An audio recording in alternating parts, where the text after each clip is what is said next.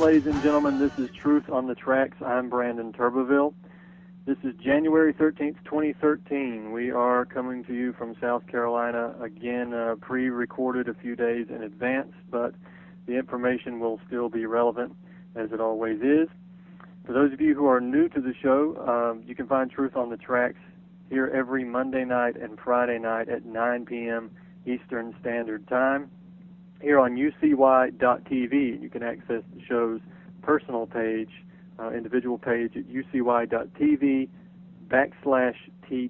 for Truth on the Tracks. There's also a chat room in there if you are so inclined. You can engage in some discussion as you listen to the show, and you can also see some of my more recent articles that are posted up there on the left side of the page. For those of you who are unfamiliar with me and who I am, again, my name is Brandon Turbeville, and I am a staff writer for activistpost.com. And if you want to follow my work, you can just go to that website, check the home page on a regular basis where you should be able to see the information, the articles come up regularly. You can also click on the Contributors tab and find my name to see some recent articles. Click on my name, and it will take you to my archive page with a great deal of my more recent work on activistpost.com. I'm also the author of 4 books, which you can find at thebookpatch.com by searching the names of the books or searching my name. You can also find those books at falseflagpublications.blogspot.com, and you can buy them there at that website. And lastly, I have a backup blog, which is brandonturbeville.blogspot.com, and that's the website where I repost all of my articles, all of my interviews, all of the archived YouTube versions of this show, and other relevant information to the work that I do specifically. Again, that's brandonturbeville.blogspot.com. Just one or two things to get out of the way before we go to our guest tonight.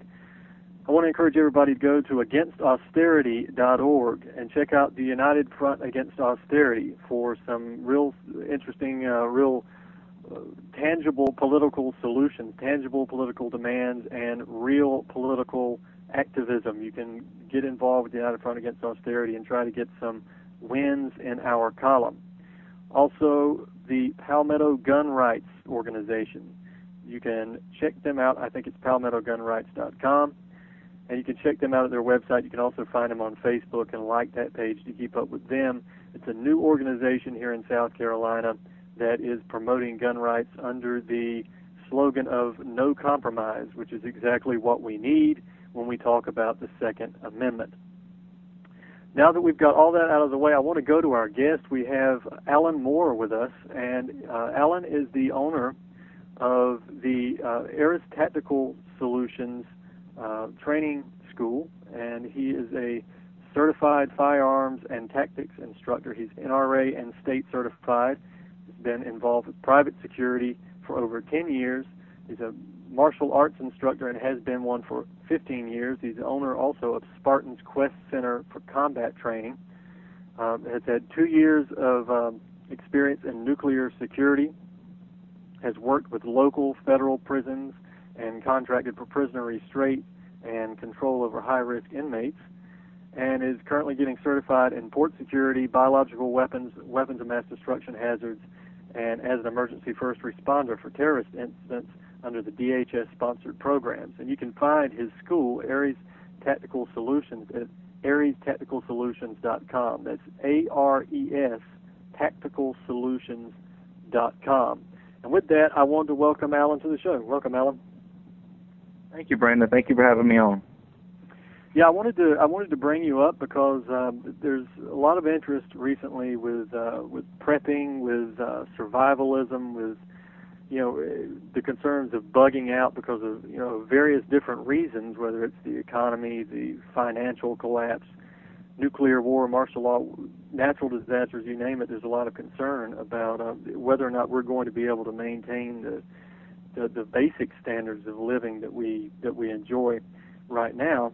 And there's a lot of stuff going around the internet. You can find tons of information, some of it good information, some of it okay information, and some of it not so good. And if you have plenty of money, you can find all kinds of solutions, and you can prepare in all kinds of ways. But in 2013, not many of us have a lot of money, and I've heard you talk many times before and seen some of the things that you've written and posted that has explained how to basically survive on a budget in emergency times.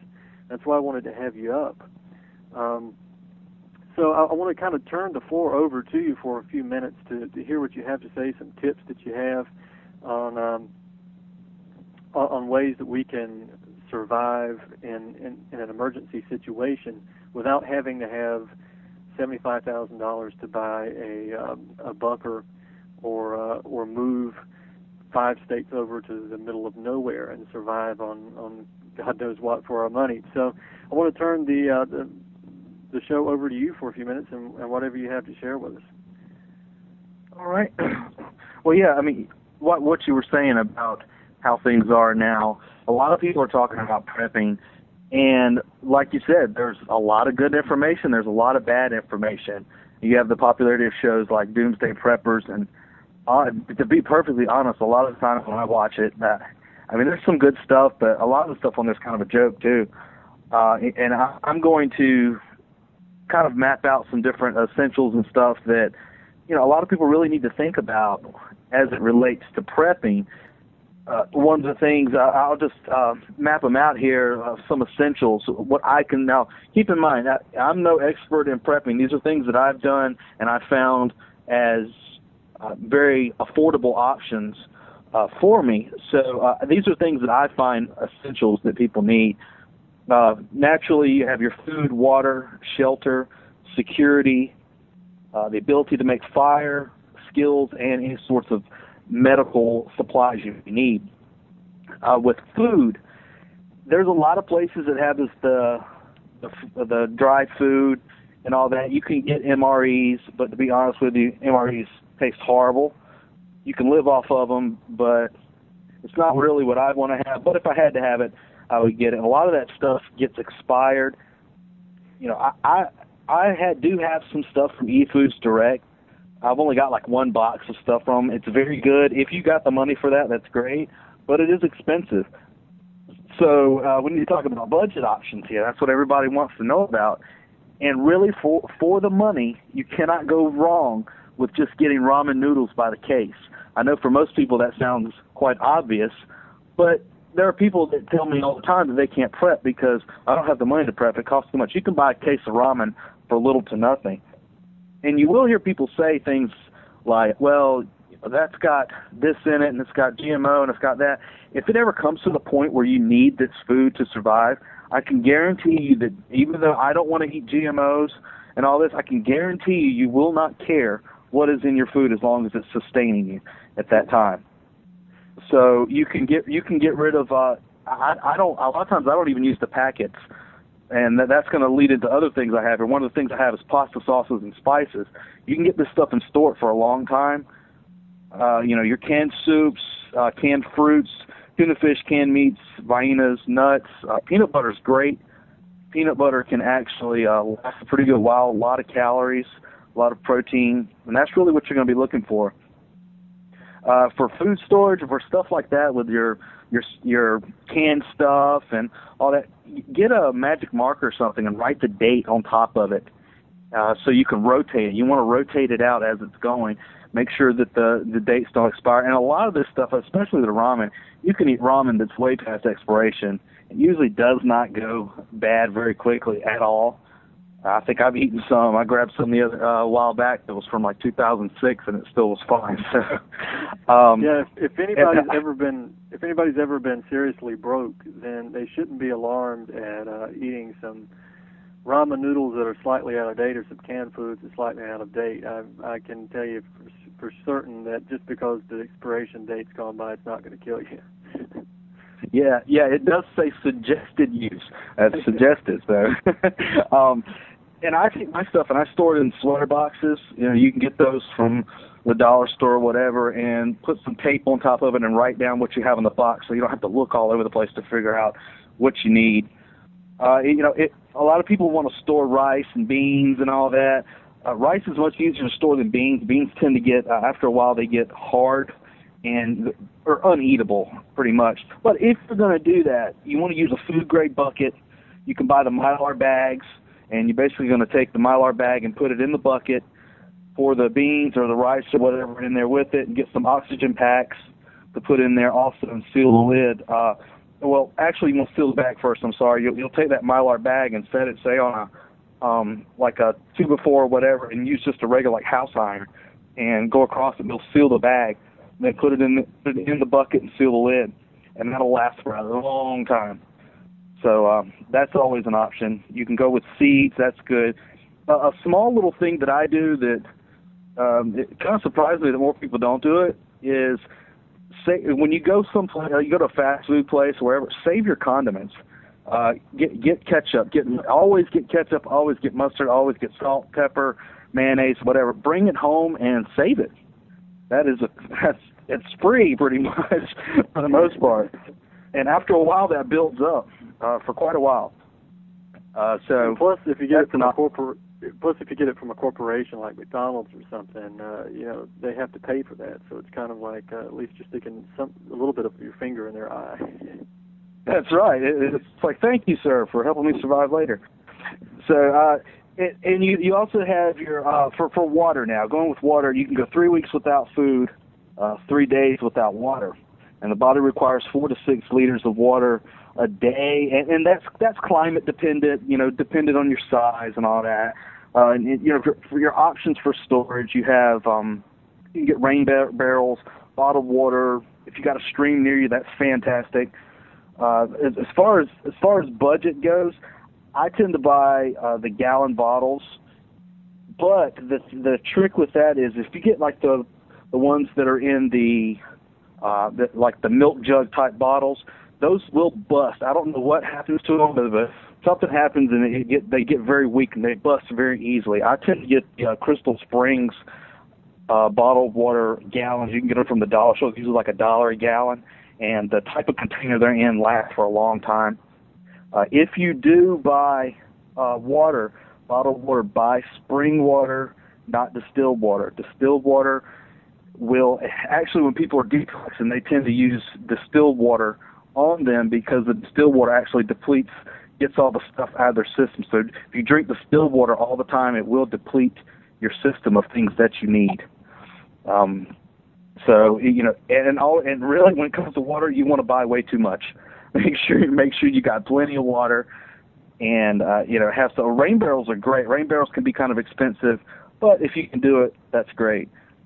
You need to know where the water supplies are in your area, and make sure you have the ability to transport that water if you're going to get it. People say, I don't have to worry about it. There's a stream right down the road from me. Yeah, but are you going to haul 10 gallons of water back to your house in your hand? You're going to carry it? If it's that type of situation, who's going to operate security for you on the way in? That's a whole different game there.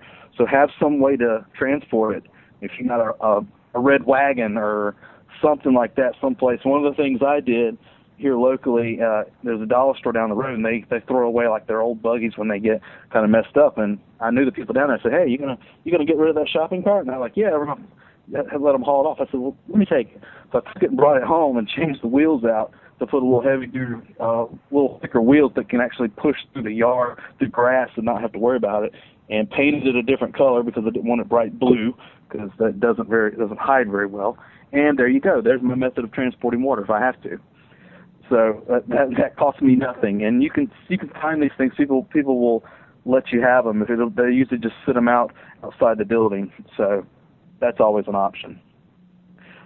Purification. Life straw is actually really good. They're not too terribly expensive, but Life straw is actually very good. You got your water tablets and your Berkeys. But the Berkey water filters are expensive for me, on my budget at least. So one thing you can do, and you can find the instructions for this on YouTube, is build a biosand water filter. I made one. It's very easy to make. They use these overseas a lot, and basically how it operates is after you build up a bacteria level of good bacteria on top of the sand there, and as the water sits, when you pour the dirty water in there, the good bacteria actually eats the bad bacteria in the water, and you get fresh water. It's very cool. It's not difficult to make either. So all you need is a plastic bottle, I think some rocks and sand, basically. That's all you need, right? Yeah, and it takes a little bit of time to get that good bacteria, good culture there on the top layer of the sand. But I think I used a bucket from Lowe's. I used a bucket there and added a spout to the bottom of it and put the rocks and the sand and all that in there, and it works very well. So that's a good option for people there. Very, very cheap, easy to do. And of course, you do with the bottled water. You do have the issue of the bisphenol A that could possibly be in the water. But again, when you're thirsting to death, are you really going to care about bisphenol A at the time? At that moment, it's survived. It's about the short game, not the long game. So you have to kind of decide what your priorities are at that moment. And you may be able to find some bottled water, maybe not cheap, but that has BPA-free bottles. You move on to shelter. You run into two categories here. Am I going to stay home or am I going to bug out? There are pros and cons to both. Typically, there's more pros to staying in your home. However, it kind of depends on what the situation is going to look like. If everything goes crazy, there's going to be a point where you cannot sustain by staying in your home. And it depends on where you're at. Of course, the further out in the country you are, you're going to be better off than somebody that's in the middle of town. But there may definitely come a time where it is not sustainable to be in your home. And you may have to move. You may have to bug out or whatever. And for that, you run into a lot of different issues there for hiding, and you're not going to be able to carry all these people that have all this stuff at home. They're like, I've got 12 years worth of food. It's like, well, if you can only stay in your home 6 months, so it's kind of a toss-up there. A lot of people don't really think about when they say, I'm going to bug out. It's like, really, have you ever put on a pack? Think about the last pack you'll ever need to carry in your entire life with everything in it that you need. So do you know what that's going to entail when you leave your house? You're going to need stuff for security. They're like, well, I got guns. Well, how much ammo can you carry on you when you go? So these are all things people are going to have to think about when it comes to bugging out. There's a lot of responsibility to bugging out. You're losing a lot of security that you would normally have in your home. Now if you're going to stay in your home, there's several different ways you can do it. You can use like a defense, basically an overt or a covert defense. You can either hide in your home, and there's a lot of ways you can do that successfully. I would recommend, there's some books by a guy named Joe Nobody. It's the pen name he goes by, and he has 2 books that are fantastic on this subject, and I would highly recommend those. You can find those on Amazon. But you can hide in your home, right out in the open, or you can actually show a sign of force around your home, so people say, man, I think I'll go to the next house. So those are options. If you're going to bug out, you need to be prepared to hide. They're kind of a covert bug out. You need to have things like a small tent, or have some type of blind to go over that tent. There's great instructionals. I know Dave Canterbury from the Pathfinder School. He has a instructor, or he used to have. I haven't checked to see if it's still on. He used to have an instructional video on how to make a homemade spider shelter. Those are fantastic. That can be thrown up in the woods, and I'm telling you, you will not know it's there. Well, Alan, before we get to bugging out, I just want to ask you about the in-home situation first. What are some of the just briefly, kind of a broad overview? What are some of the ways that you're talking about hiding in the home, and what kind of shows of force are you talking about? Very, very simple things as far as hiding in the home. The first thing you have to worry about is light discipline. You don't want light. Even people say, well, put curtains over the windows. If you can tell when people can see you, even if you got lights on, you can still get little shimmers of light, especially if you've ever had the power out and somebody's got a generator or whatever around you, or you see people walking around with a flashlight. in other houses. You can see through there, so you have to mind that. A lot of people get generators. If you have a generator, you might as well put a beacon on yourself and say, hey, look at me, there's somebody here. Same with cooking outside. If you're cooking with a fire, people say, well, I'll just grill in my backyard. How many people in your area have grilled and you know they're grilling? I mean, you could smell it. So these are all things people need to think about when it comes to being in the home. As far as an overt, actually showing the use of force, there's a lot of different ways you can do that. You can simply go and buy some barbed wire and erect simple barricades around your house on the outside. And of course, this isn't something you want to do right now because that probably is not going to sit very well with the neighbors. But you can get all that stuff and set it up around your house. Something as simple as pulling your cars in strategic locations, because you want to have your front yard and everything or around your house set up so you basically have the ability to corral people into the area you want them in to defend yourself. You just don't want to have the whole front yard or whatever open so people can just run up from all directions. You really want to kind of funnel people into the area you want to use. You can put cameras around your house, or you can put fake cameras around your house. Nobody can tell the difference. If you get the good stuff, you can get those little dome cameras for like $7. They're very cheap and they're fake. You can just stick them up around your house and put signs. This is something you can do right now. Put a sign up. There's a sign up at my house, and it's not a lie when it says this, but there's a sign up around my house that says, property is under video and audio surveillance. Now, that's true, but if it's not true, nobody ever knows. So, but the criminal that comes by looks and says, I don't really know if that's a real camera or fake camera. I don't even know if I can see the camera, so I think I'm going to go to the next house. Those are all simple things you could do right now. Yeah, it's just even if it's not, when you mentioned barbed wire, even if it's not something that would necessarily keep someone out, just the fact that they know that you're thinking about it That's right. would make them tend to go somewhere else, because you don't know what's on the other side of that barbed wire. Is the barbed wire really the worst thing they have, or is it just the beginning?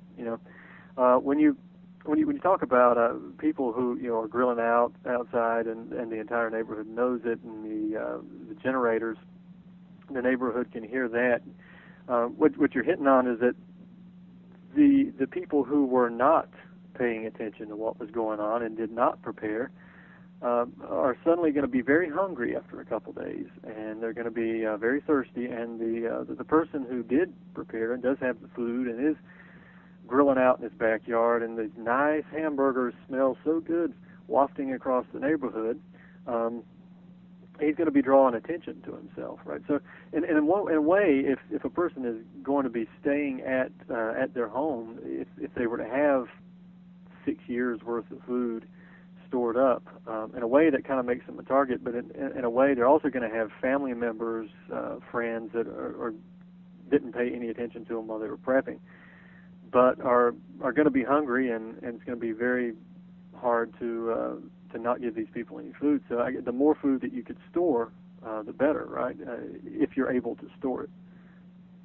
Right. Yeah, absolutely. That's definitely the case, because some people may want to, food can also end up being a barter item.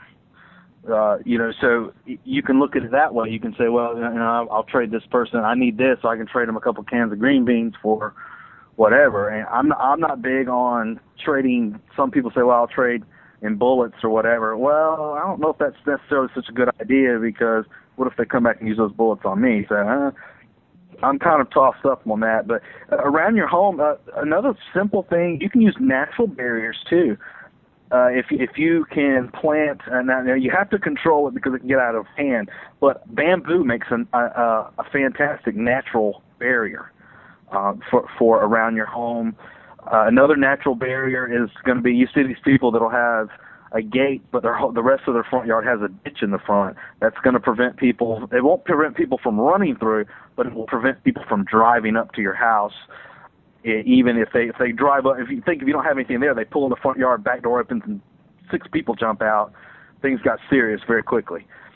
So, that's something simple that you can do. and you want to use things to limit entry and visibility around your house. You don't want them to see around your home. So that's all going to become very important. For anybody who lives in a city, especially a major city, it's going to almost, I would say, and well, in my opinion, you're the expert on this, but I would say 90% chance that bug out is going to be your option if you're in a city. It's going to have to be your decision, because staying in a major city and after a massive event where there's a shortage of food or water or order is not going to be a good idea. I mean, would you say that's a fair assumption? Yes, absolutely. Cities are going to be almost like a war zone, really.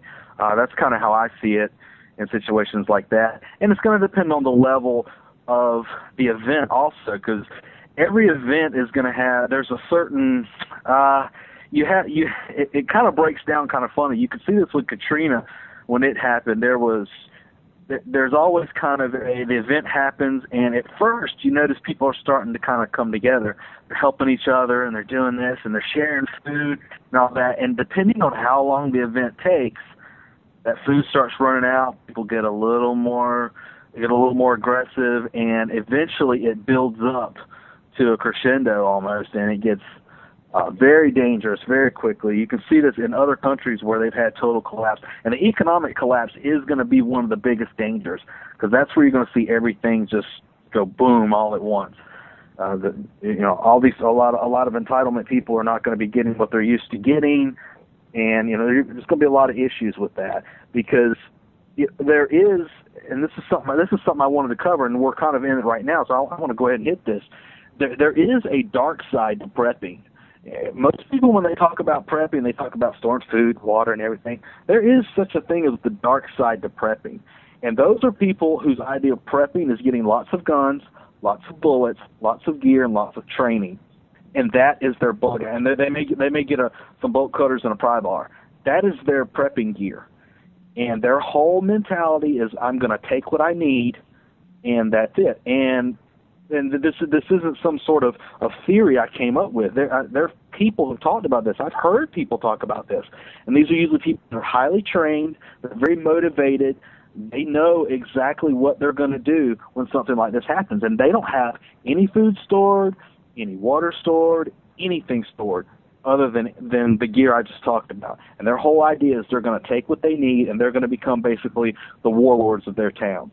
And if you think about it, look overseas in places like that where things have broken down before, and there's always people like that rise up to the top.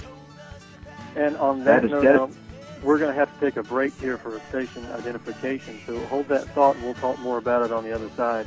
This is Truth on the Tracks. We'll be right back after this message.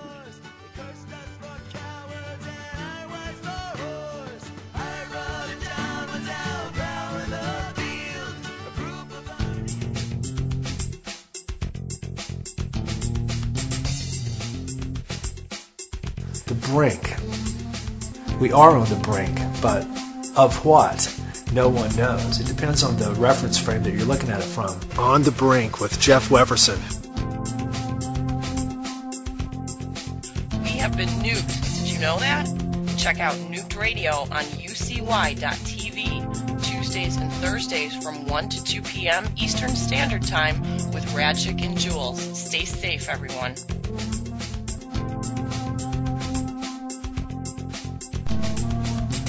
UCY.tv. The future is in your hands.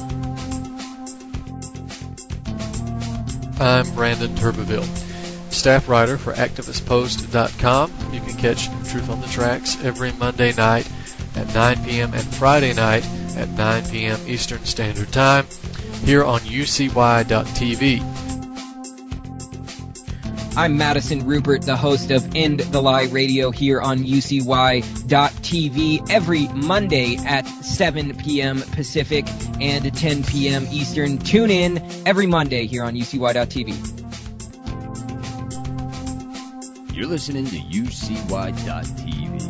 Real news, real people.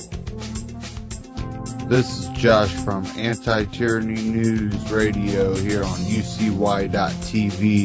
You can catch me 6 to 8 p.m. Eastern on Fridays, and catch all the great hosts here on UCY.tv.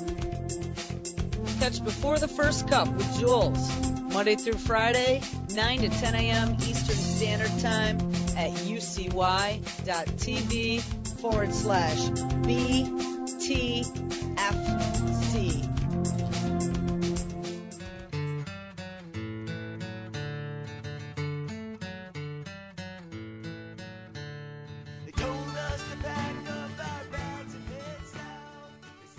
Welcome back, ladies and gentlemen. This is Brandon Turbeville. You're listening to Truth on the Tracks. We have Alan Moore with us tonight, is expert on prepping, on defense and combat training, tactical training, if you will.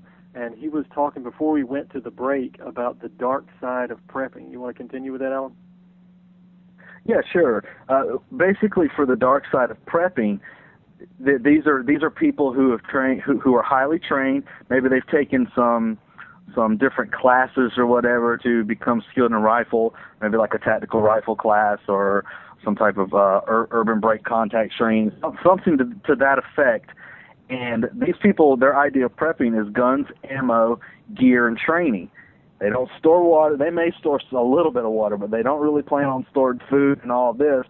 Their idea is basically to become the warlords of their area. And this is a very real thing that you have to deal with.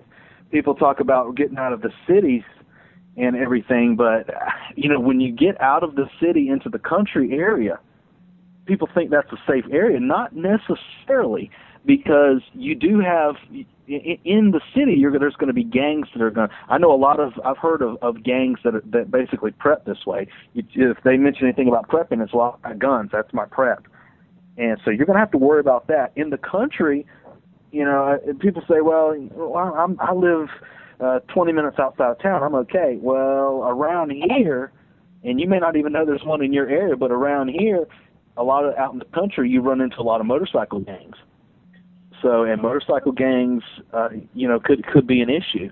There could be a lot of things that you run into. People tend to, when things get crazy, people tend to get tribal, and they start. It doesn't really break down into race or anything like that. It becomes very tribal. What are my beliefs? What type of people are going to work with me? And that's something you got to worry about. You look at when the USSR, when they fell, sort of, they had a lot of that ethnic cleansing and stuff that was happening. Everything went tribal. The same things happen in Africa and other places. So that's a very real phenomenon. And making it out into the country, it doesn't, as you said, it doesn't mean that you're in a safe area necessarily. It might mean you're out of the immediate war zone, but even if you escape the dangers of warlord-style gangs, your shelter is gone, and the people who are out in the country who are living on whatever they can find to survive, or even the people who do have food and water that they prep for, are not going to be keen to give that up just because you happen to wander away from the city one day. So, and that's absolutely it. You're going to see what people don't think about is they think they're in the country, so they're safe. But when everything goes crazy in the city, the people who aren't part of that group, where are they going to go? Naturally, your instincts say, I need to get out of the city. I need to get to the country. So you're going to see a mass exodus heading towards the country. So that's what people haven't quite, they don't really think about that, but that's where people are going to go. They're going to head to the country, and needless to say, there's going to be a perimeter in the city of these gangs or whatever is going to scan for resources, and as the resources dry up, they're going to expand out further. It's kind of like the way ants do, in a way.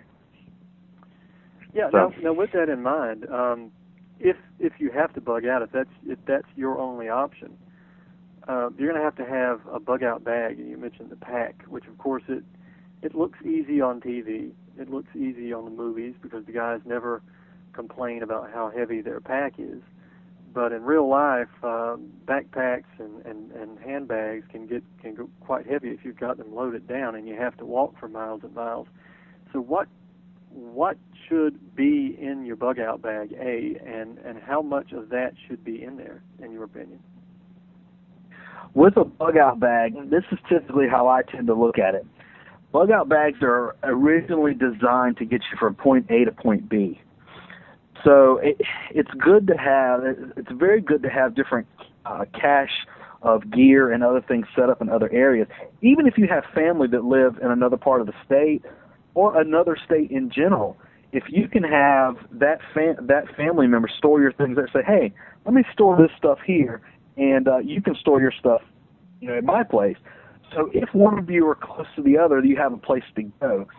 So you don't have to carry. If you have to carry everything that you possibly need for the rest of your life in one bag, to be honest with you, at some point it's probably going to become to the point where you could end up as one of these people that are scavenging for food and possibly end up doing things you don't want to have to think about at this moment.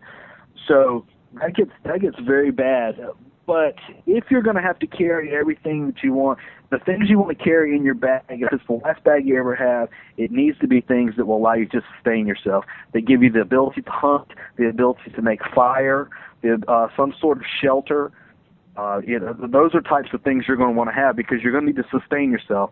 Any type of fishing line and gear, you're going to need all that stuff there. So I tend to have a big pack. This is what I do. I tend to have a big pack with a smaller pack inside of it. And I have another even smaller pack that goes around my waist. And what that does is that allows me that when I'm searching for food, I can take my bag, or if I have to I have to get away from whatever, I can drop my pack and go and still have the pack around my waist, and the pack around my waist has enough stuff to last me for about a week, possibly longer if I ration it. Or if I'm doing any type of searching, I can take my big bug-out bag, stash it away. That's why it's good to have some sort of blind or whatever. Stash it away, and then I can walk around with a lighter pack. So if anything does happen, I still have the ability to sustain myself if necessary.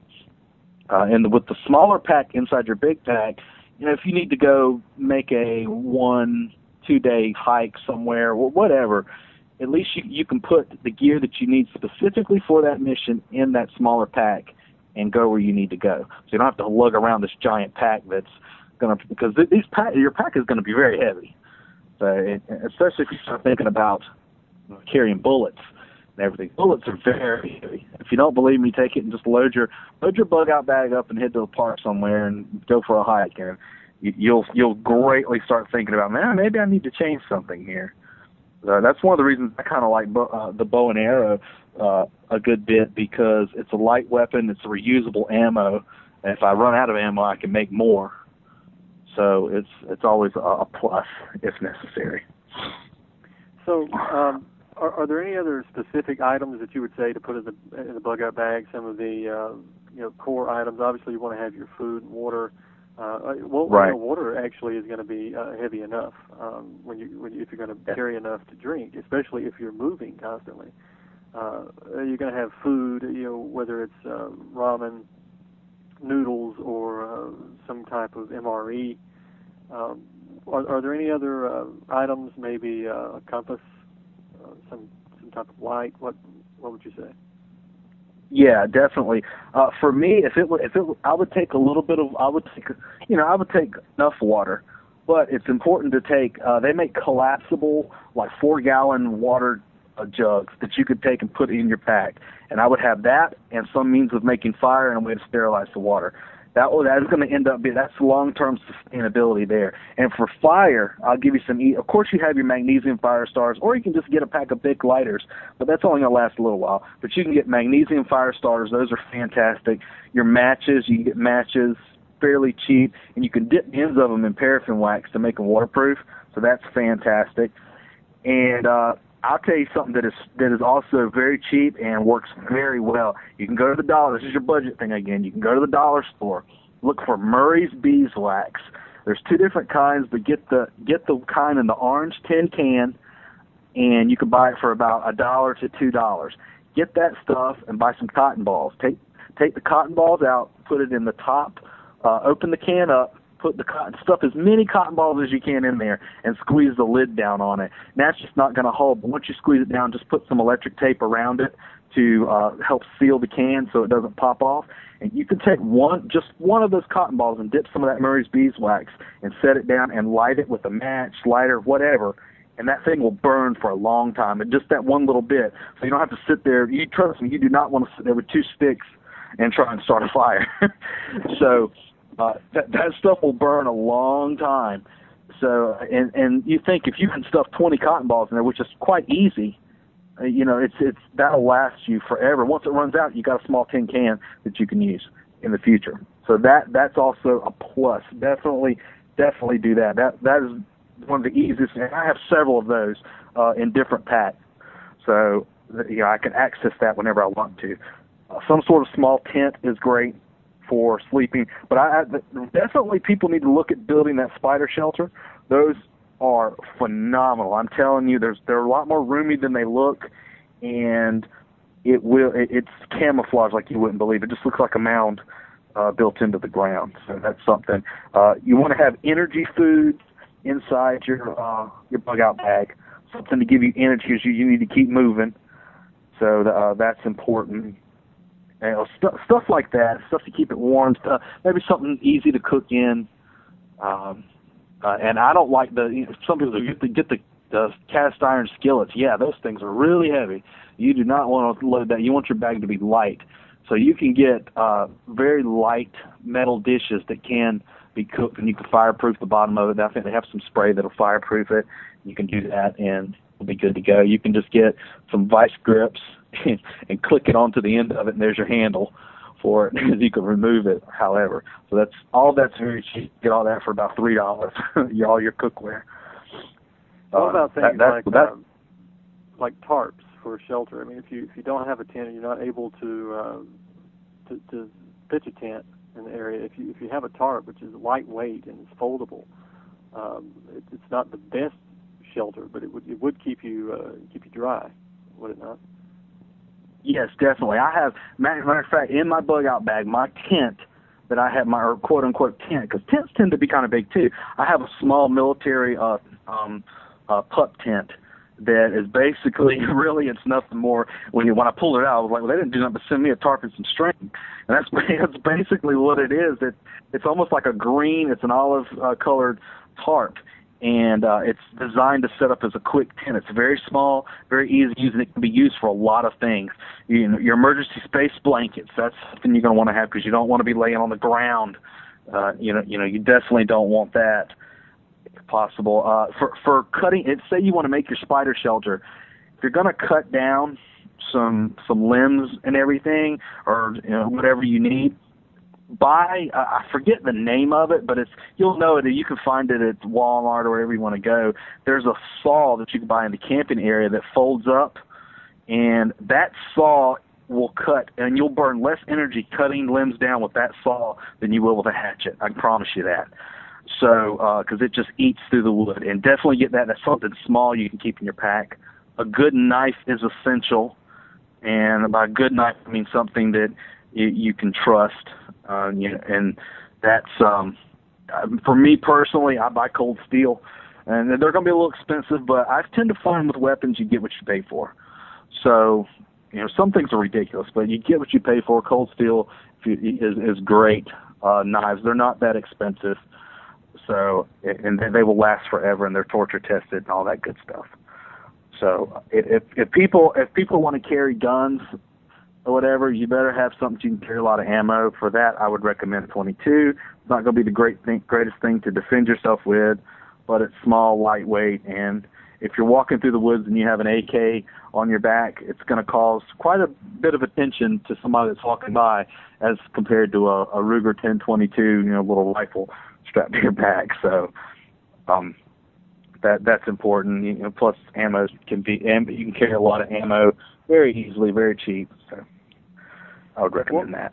Well, what about something like a machete? You could pick up a machete or even a hatchet in terms of weaponry, and you could sharpen that on yourself and turn that machete into an actual sort of a pseudo sword. Yeah, short sword, absolutely. In part of my bug out stuff that I keep in my vehicle is a cold steel machete, and their machetes are extreme. If you sharpen them, some machetes won't hold an edge. all of my machetes I have from Cold Steel, I could pull them out and shave with them if I needed to. That's how sharp you can get them. They already come pretty sharp. And anybody that's local in Florence, or South Carolina or anywhere like that that's listening to this, you can go to Agri Supply, and they have Cold Steel machetes there. They are the best machetes you can get. And if you talk nice to me, you can bring it to me, and I'll sharpen it for you too. So it's not difficult to sharpen them, but they already come very sharp. But they're the best price there, and it can be a tool they're durable. It can be a tool as well as a weapon, if need be. So and if you need training for something like that, we do some blade training at Aries Tactical Solutions. We do blade training here, hand to hand, all that kind of stuff like that too. We also do a combat archery course for people who want to get proficient at using the bow in a combative environment. So that's also an option. Well, I definitely want to talk about that. We've got about 15 minutes roughly left. Tell us a little bit about the school, and again, go through some of the different types of training and some of the things you might recommend for people in these times that might be interested in taking some of the classes or the training classes that you offer they might want to take. Okay. One of the common misconceptions that people have is they think because they have a gun that all of a sudden makes them this. They think it's like some kind of when you're a kid they say, well, you can't shoot me, I have my force field. That's kind of how people are with guns now. They think because they have it, they're all of a sudden this cloak of invincibility. And a gun is just a tool. That is all it is. I don't care what they tell you on the news. I don't care what you hear Piers Morgan say. A gun is just a tool, and it is only it's the person's hand that makes it a deadly weapon, if you want to say. But in the same token, your level of training is going to depend a lot on your ability to run that weapon when necessary. There's a quote that says, "We do not rise to our expectations, we fall to our level of training," and that is especially true when it comes to any sort of combative skills. So I would recommend when it comes to what type of guns you want to have, I would definitely say you get what you pay for. If you buy $100 high point pistol, guess what? You're going to get $100 worth of protection, and that's the truth. You'll probably find yourself shooting one time and then throwing it at them because it doesn't work anymore. So you'll have a $100 hammer in your hand. That's basically it. So when it comes to weapons, you get what you pay for. And you can take a CWP class, and that's great. I'm waiting right now as we speak. SLED supposedly has my CWP thing coming in, so that we will be offering that very soon. So you can get a CWP, but it doesn't stop there. Just because it's kind of like having a car. Just because you have a license to drive doesn't necessarily mean you can get on a NASCAR track and win a race. So it's the same way with guns. Just because you have a CWP, you're all of a sudden you're not an expert. You're not trained to really fight with that pistol. So we offer defensive. It's actually a handgun solutions class, and it is an advanced pistol class that really teaches you how to fight with that pistol if need be. Our CWP program is basically the beginning steps, and that's your investment pretty much. And when you make that investment, you're going to be carrying that gun. You have an obligation to yourself, your family, and your other people that you are around every day to be trained with that gun. You don't want to be missing, because every bullet that comes out of that gun is a liability. So they say there's a lawyer attached to every bullet that comes out of your gun, and that's true.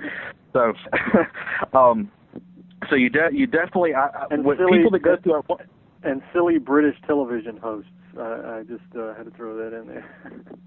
Oh yeah, that's right. Yeah, that's right. Yeah, they'll come on and give you a stern talking to if they get a chance to speak. So, with stuff like that, you definitely, with our CWP program, once we get our CWP thing in, and like I said, it is on the way. Keep checking back our website at AriesTacticalSolutions.com. Keep checking on there, and we will keep updating for that class. We will post it as soon as it becomes available. But people that go through our CWP program, our alumni will get a discount, a big discount on the advanced pistol class, and that's something I'm doing. I'm gonna, no pun intended, I'm gonna eat the bullet on that one, just because I want people, I want highly trained people out there. I want that. Those are the things that stop active shooters. You know, so and I'll go ahead and throw this out since I said active shooter. I'm gonna throw this out very quickly because I know the audience here. Let me just state this about the theater shooting real quick. I want to just give people an idea to look at things. With the theater shooting, you have, when they say this guy was, people say, well, if a CWP holder was in there, they wouldn't have been able to stop the guy anyway because he had body armor on. That is absolutely not true. When they were running the list of equipment the guy had, I saw the list. The media does not know the difference between a bulletproof vest and a load-bearing vest. Bulletproof vest is just as it sounds, and it's technically not bulletproof, it's bullet resistant. You shoot it enough, you will put rounds through it. But a load-bearing vest is designed exactly as it sounds. It's to carry all of your gear on it. It doesn't have any ballistic capability. It can, but his did not, because I know the vest it had, it was a Black Hawk. I can't remember the exact number, but it had a zipper in the front. It's designed just to carry all your stuff. So if there had been a CWP holder in there, they would have they could have stopped him. And through well, it was dark. How are you supposed to shoot in the dark? I carry a light with me. I don't know about anybody else, but I recommend that for a lot of people. Carry a small. That's part of my everyday carry. Carry a flashlight, and have set of night sights on your gun. These are all, and plus with our training, you would see that, and you know how to respond. I'm not going to stand up in my seat and go and pull my gun out and go pew pew pew. I'm going to actually come in on the target, and that's all things that the media and all that stuff, they don't consider all these things. So that's my rant on that. But as it comes to our programs, we offer knife classes and knife defense and knife offense. We offer hand-to-hand classes. I have trained professional fighters, people in Florence, South Carolina area. They may know Steve Montgomery. He was my student. He's a local fighter. He's fighting out of Florida now, but you can find him on YouTube. But we do train hand to hand. That's actually where I started. So I started there. We do combative archery, and that's basically taking the weaknesses of the bow, because in modern society people don't look at a bow as being anything. It's just something shooting the Boy Scouts or whatever, or you go sit up in a tree and hunt with. But we'll actually take our bow and move it up to the modern age and apply it to the modern world as it relates to, tactical training and everything. We draw on the stuff we learned from our gun training and apply it to the bow. And we have tactical rifle, which right now the way rifle stuff is going, it's kind of hard to find ammo and people that want to burn ammo for that. So we probably will be offering a fighting shotgun class in the future also. So. And you also have classes on preparedness as well, I see on your website. That's right. Yeah. We also do stuff on prepping. We also have a thing where we offer, if people have their retreat or whatever set up and everything. I'm big on security, and if a retreat doesn't have good security, I'd like to. I know in the nuclear field and in the military and whatnot, they do force-on-force type of training, to where they basically come in and find the weaknesses of the facility by people who basically they come in and it's a mock attack. And we offer people that option if they have their place set up and they say, well, we're secure here. And we do kind of give them the opportunity to put that to the test if they would like to see just how secure that their facility is. So we would, kind of do like a mock assault, and then we say, well, this is your problems. Here's how you fix it. So it's something we offer too, and some prepping classes and bug out classes and whatnot for people that just want to get the idea of what it's like to have to kind of bug out. So, Yeah, and that all things website. That website is AresTacticalSolutions.com. It's ARES TacticalSolutions.com, and they can contact you. They can just go to the About Us section, I believe, and the contact button will be on there. I'm clicking there now. Is that the case? Yeah, I believe it's on there. If it's not, I'll upload it there. But, when I this evening, so people can. I believe it's on there.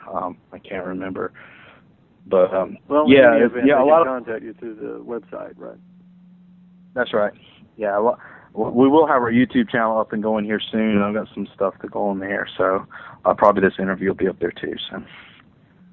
Very good. Yeah. Well, we're definitely going to have you back up. We still got a couple minutes, and I was wondering when we started the interview if I was going to run out of questions, and I only have more and more to ask you now that we're toward the end. But just in the next 2 or 3 minutes that we have, people are going to be concerned. You know, we're adult men, and we can survive in these situations, God willing. But what about our wives and our children, even our pets? What are some of the things that we could do to try to ensure their safety in any of these kinds of situations? The easiest thing I can say, and this is my opinion alone, is to be honest with them and upfront about. If you're serious about prepping, you need to tell them basically what can happen, what types of things we may run into, and get them involved in the training. Get them trained also, because they may end up being your backup. You know, my wife and child, they train right along next to me, and let them get skill sets that can help in the future. You definitely don't want to be the only person who has certain skill sets in your family, because if something happens to you, what's left for them? They're not going to want to go off with the government for help, because that's nothing but a wish there. So definitely get them trained and focus on their skill sets. And we work with women as well. So and depending on the age of the kids, we definitely can work with them on some stuff too. But definitely be honest with them and do things that are the kind of their strength. So that's definitely something I would recommend. Another quick thing, I wanted to throw this in. I had this written down. I almost forgot it. This is just something. When we're talking about home defense, real quick, let me throw this in very quickly.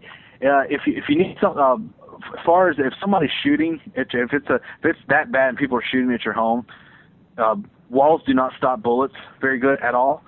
So some people suggest sandbags, and that's great and all if you can find a lot of them. But if something easy, just empty out your chest of drawers that you have, and you can fill those with sand, and move them into position. You need them in front of a window, wall, or whatever, and fill those up with sand. 10 inches of sand will stop a 5.56 or a .223. That's a common round shot by an AR-15. And 12 inches of sand will stop a .308, which is a high-powered rifle round.